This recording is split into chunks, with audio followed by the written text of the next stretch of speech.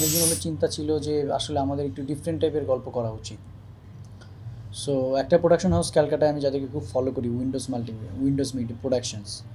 তো দেখেন শিবু প্রসাদ দা কিন্তু একা একটা ইন্ডাস্ট্রিকে চেঞ্জ করে ফেলছে, মানে এবং অফ ট্র্যাকের গল্প দিয়ে, বিভিন্ন ধরনের গল্প দিয়ে। আর পাবলিক অডিয়েন্স যারা আছে তারাও কিন্তু এখন একটু নতুন কিছু দেখতে চায়। সেই মানে ফাইট, 5টা গান থাকতে হবে, এগুলোর মনে হয় না একটু চেঞ্জ আসা দরকার। সেই চেঞ্জ থেকে চিন্তা ভাবনা হলো যে আমরা একটা গল্প করব। কিন্তু যে কোনো বিজনেস করতে গেলে, ফিল্ম বানাতে গেলে বিজনেসের একটা ইস্যুস কিন্তু থাকে।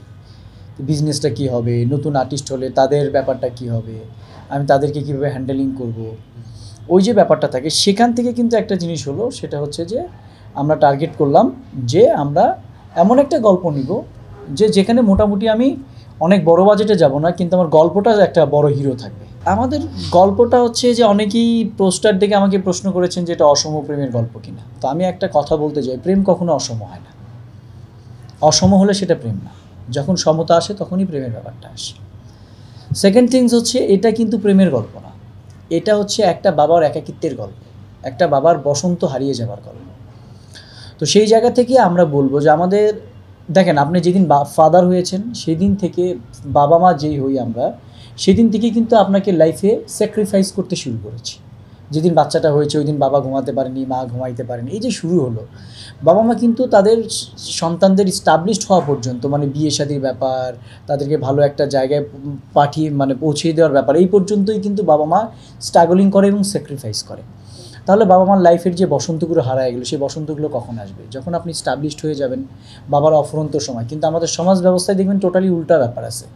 যখনই বাবার বয়স 65 বা 60 হয়ে গেলো, মানে বাবা একটু অবসর পেলে, আমরা মনে করছি বাবা ব্যাকডেটেড হয়ে গেছে, বাবার এখন একটাই কাজ, মুসলিম হলে হজ করায় দিই আমরা, অন্য ধর্ম হলে আমরা সেটা অবলম্বন করি। তারপরে বাবার কাজ হচ্ছে 5 ওয়াক্ত নামাজ পড়া এবং ডে গুনাহ কবে তার জন্য, মানে তার জীবনটা চলে যাবে, সে তার আমরা শেষ দিন চলে আসবে।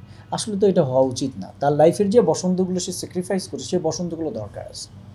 আমাদের সমাজে আরও কিছু সমাজ ব্যবস্থা আছে যে অনেকের ফ্যামিলিতে দেখবেন যে মা হয়তো বা 10 বছর 15 বছর আগেই মারা গেছে। এই যে বাবা একাকিত্বটার লাইফ, এটা নিয়ে কিন্তু আমাদের মধ্যে খুব চিন্তা ভাবনা নেই। আমরা বাবাকে একজন সিনিয়র সিটিজেন হিসেবেই দেখি।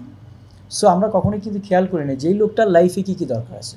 সবচাইতে বড় কথা যে এই গল্প, এমন একটা গল্প আছে যে গল্পটা আপনি 2 ঘন্টা 23 মিনিটের আমাদের ফিল্ম আছে, 2 ঘন্টা 23 মিনিট আপনি ফিল করবেন যেটা আপনার গল্পকে আপনি দেখছেন। সেকেন্ড থিংস হচ্ছে, এই ফিল্মে এমন কিছু শিক্ষণীয় ব্যাপার আছে, আমরা অনেক কিছু ভুলে যাই। আমি এখানে সন্তানদেরকেও দোষারোপ করি নাই, বাবা মাকেও দোষারোপ করি, আমি ব্যালেন্স করার চেষ্টা করেছি যে আমাদের সামাজিক দায়বদ্ধতা কী আছে।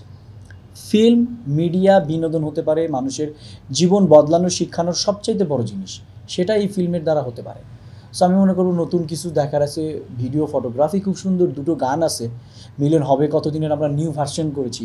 আই থিঙ্ক সো এটা একটা অনেক পপুলার সং হওয়ার সম্ভাবনা আছে।